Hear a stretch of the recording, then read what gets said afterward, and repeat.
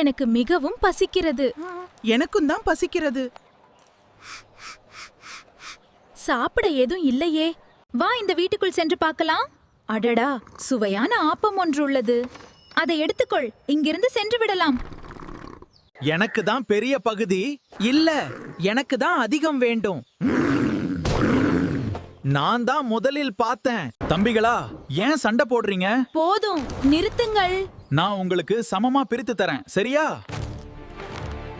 இங்க பாருங்கப்பா, 2 கையிலயும் பாதி பாதி இருக்கு. It's mine. என்னுடைய இடது கையில இருக்கிற ஆப்பம் கொஞ்சம் அதிகமா இருக்குல்ல, அதனால கொஞ்சமா கடிச்சுக்கிறேன். மியூ.